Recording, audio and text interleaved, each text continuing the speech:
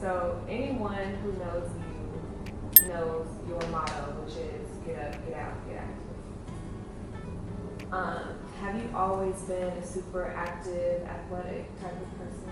Definitely. I didn't know how to do anything else for a long time. I was an athlete from the time I was like born till the end of high school. Well, really, I mean, I considered myself an athlete after high school, even though I didn't play college sports. I got ran over by a car and then I couldn't play volleyball in college. That's a whole different story. But yeah, before that, I played volleyball, basketball, track, powerlifting. That was my thing. But after college, well, in college, I played intramural sports. And so that's how I, continued to stay an athlete. But when you've been an athlete for your whole life, like competing competitive sports, and then you don't have a competitive sport anymore, it's really hard to just go to the gym to be redundant. So I found pleasure in just running for distances just to make sure my health is top of mind. Yeah, and it does something for your mental health too. So I run, I get up, get out, get active just so I can make sure that my body stays right. Women, we have a lot of different issues than guys do. And that's another thing, like as I age and get older, I just want to make sure that I'm doing what's best for my age and body. So how does that look when it comes to maybe dietary restrictions or how you eat regularly? Has it changed since you've been in college, or how does your diet look now?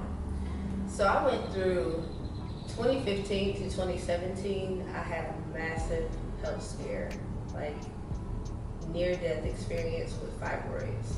And I know a lot of women, especially African Americans, struggle with this. And I haven't really pinpointed what it is. I don't know if it's just kind of some of our eating behaviors and hormonal levels or what, but because I had been so active my entire life, to be hit at 25 with this massive issue was kind of really eye-opening for me, that I needed to change how I was eating, how much activity I was having as an adult, and just kind of the things that I was putting in my body, because that in turn led to me having fibroids. And if you aren't familiar with what fibroids are, they're non-cancerous tumors that show up on your uterus.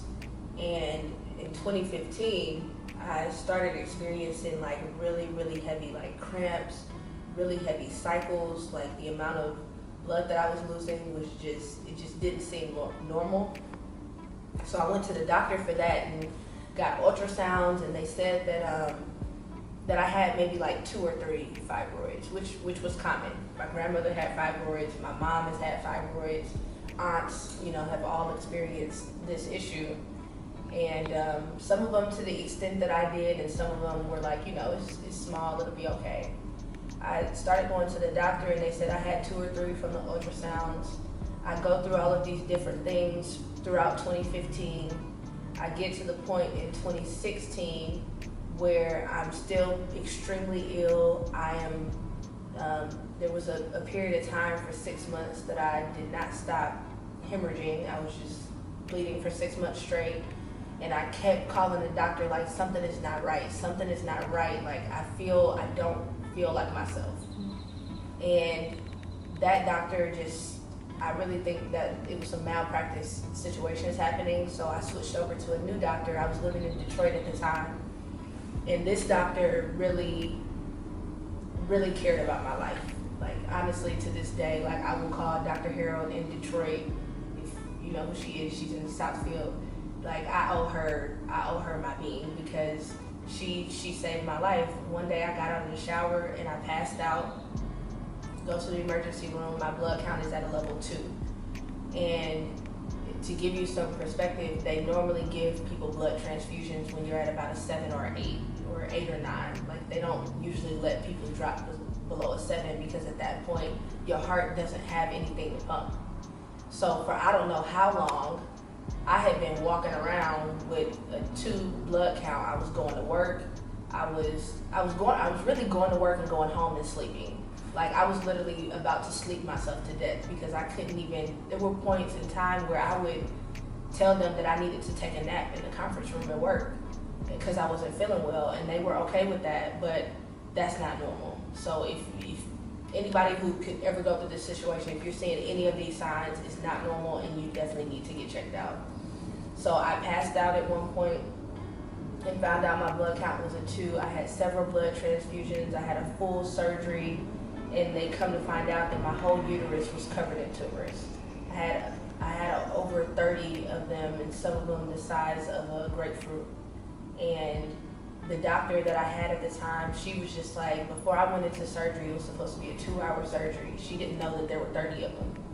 So when she opened me up, she was like, we talked before I went under, and she just said, if under any circumstance that is life or your uterus, I'm gonna choose to take your uterus. But you were the kind of person that I want to procreate. Like you need to have another life in this world from you.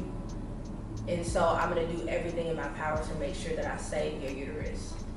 And so she ended up turning a 2-hour surgery into like a 6-hour procedure, and she saved my uterus, but it was extremely traumatic for me to wake up knowing I thought that I was having one type of procedure, and then now I wake up and it was a whole different type of situation that I had no idea I was going through. And so I think as a woman, that was my biggest health scare, to say I need to get off of my butt, because it doesn't matter that I'm not in competitive sports anymore. I will always be an athlete.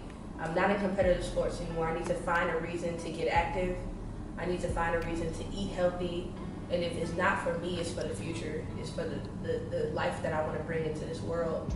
And if that's not enough purpose, if it's not for you and if it's not for them, then you really got to find who you're living for, because you'll go through things and it won't always be easy.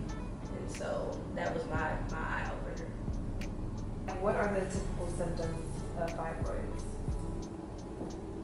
Symptoms, like I mentioned, heavy bleeding, cramping, like to the point where I couldn't stand up. Like if you have to take off work several days out of your cycle just because you can't function, then that's a problem. I knew I had lost too much blood when I would stand up. The back of my head would pound. It would be like somebody was like beating the back of my head, and I would just be like, man, I got this. And I'm not a person to get migraines or headaches or anything like that, so it was very weird for me to stand up. You really have to know your body.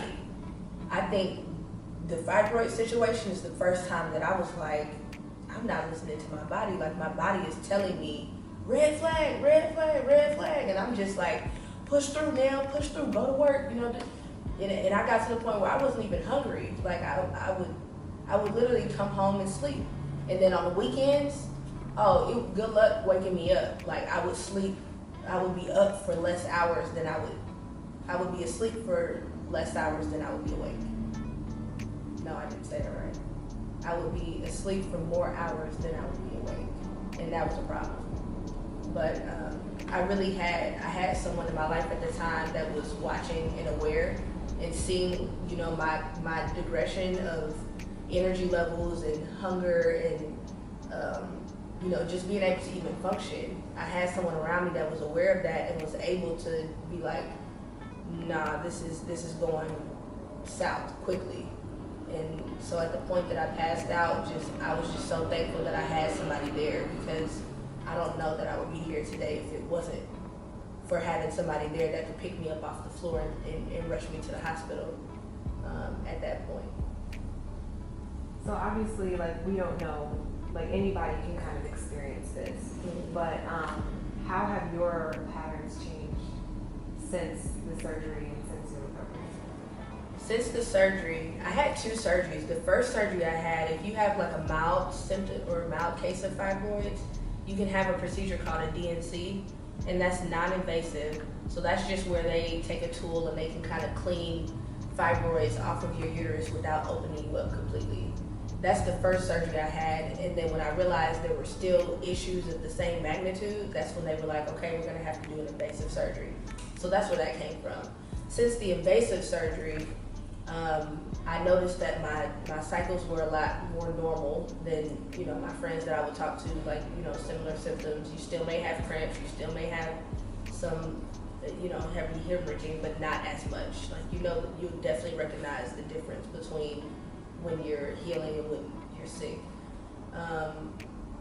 There is a chance that they may come back. I was told I had about 3 to 5 years, depending on how much exercise and how well I dieted. And by dieting, it's not like, oh, go on diets throughout the year. It's a lifestyle change. So it was like, you really need to limit your red meat. Like, the amount of red meat, especially if it's non-organic, is terrible, because the hormones that they're pumping into the animals is the same hormone that you're consuming, and that's not really meant for a woman's body. So I really cut red meat from my diet. I really cut a lot of meat intake altogether. And there were points in time where I found myself slipping back into my old eating habits because I just like to eat. You know, everybody likes to eat what they want to eat. But if it came between life and death for me, scrap the red meat. Like, I just can't do that. So I had to exercise, consistently exercising, changing the way that I was eating or what I was eating, and then just listening to my body. And at this point in time, it's been 3 years since surgery.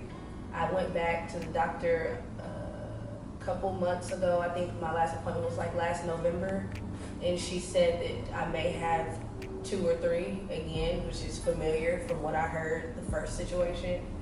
So I'm a little worried, but I'm also trusting that I've made a lot of different decisions from that point to this point. And I'm also recognizing, like, you know, my body, and I'm not feeling like I was feeling before. And so I'm just keeping a close eye on it.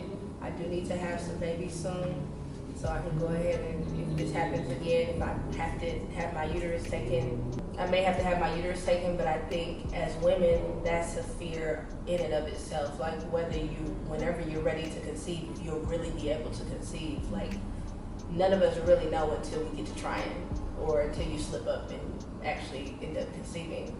So I think just when you have fibroids or an issue with your woman parts, that fear is just a little different.